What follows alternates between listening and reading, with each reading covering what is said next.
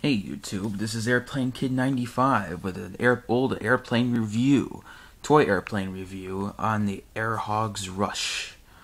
Probably one of the first Hogs remote-controlled aircraft. As you can see, it kind of resembles another Hogs old aircraft that I also do have. This is the Eradicator, which I will review separately. The Hogs Eradicator was, I believe, released in 2005. It's basically an improvement of the old quick charger with the Eradicator, and included just a basic remote control with only left and right directional. And on the back, instead of the basic flap, you have a magnetic actuator. When you activate it, it moves it left and right on the opposite magnetic poles of the magnetic current. Oops. And it also comes with a more improved, of course, transmitter-receiver combo. Basic 27 megahertz of a toy airplane. And it has, of course, the same characteristic as the Eradicator. Pop-off wing, which I can't really get off. It's pretty snug in there. The wing pops off when it crashes pretty hard, which deflects damage, just like the old Eradicator I have right here. Both the same exact body, but as you notice, there's no magnetic actuator rudder on the back or anything like that. To control the plane, you had to bend this flap in order to gain some control. Compared to this, you actually have a controller with a built-in charger, which Hogs is now famous these days. But the only classic problem is that this controller is not proportional and only contains directional sticks. There's no separate throttle stick or two-channel controllers that you now see with Hogs planes nowadays, especially with them now allies with Silverlit, which pretty much, in my opinion, Silverlit bought out Speedmaster, and now you don't see custom-made Hogs planes like the Storm Launcher or these old ones that you see in this video. This is original Hogs style, and in my opinion, I like the old Hogs style from the old air pressure airplanes and the old tech Hog RC airplanes, such as the Rush, Dominator, Defender, just to name a few. I still have a couple others to check out.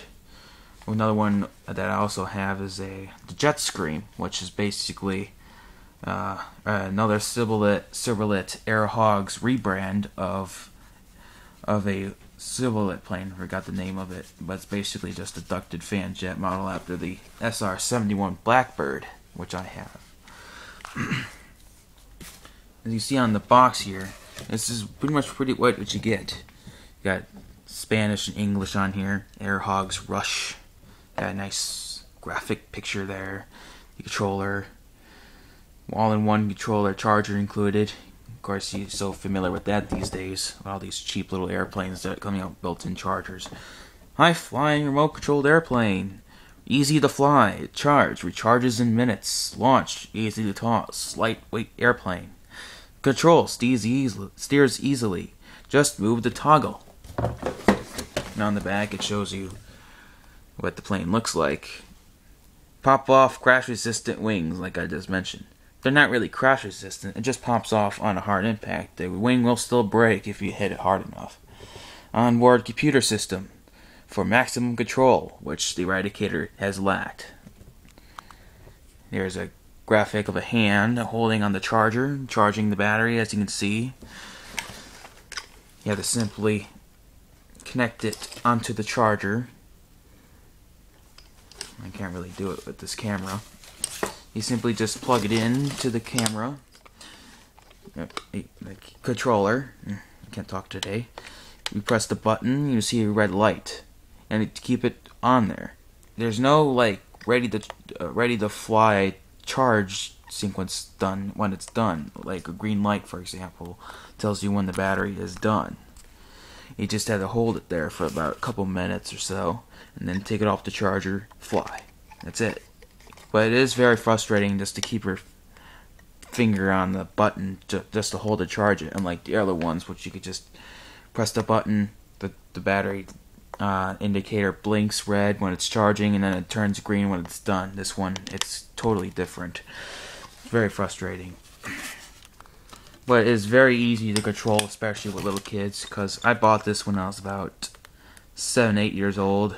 It stood for the test of time, and I really took care of my old stuff, and pretty much shows the old technology that Hogs had, and really improved on, and some technology they should have kept, and they sadly abandoned.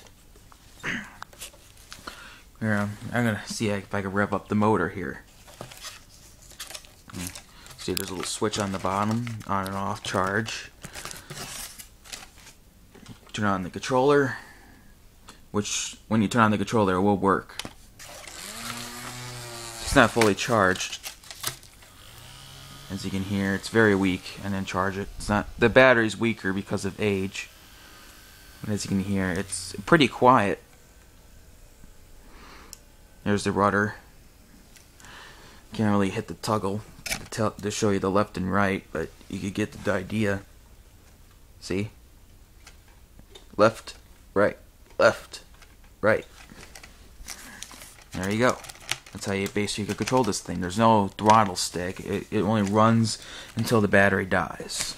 That's it. There's no throttle stick to keep it in the air. Just simple left and right. Of course, the Dominator and the Defender have a different controller, which there's a hose in it that you mount on the back of the controller. And then, of course, there's a climb and a land butt toggle, and then left and right. But no proportional up and down, left and right channels. Just a basic joystick that you just move up and down for climbing and landing, and then neutral for cruising, and left and right for turning. That's pretty much it. And the rush, just basically, it just says left and right. So, yeah. Pretty soon I'll probably show you a flight of this plane. But, I might show more reviews of more hobby-grade airplanes I bought in my collection.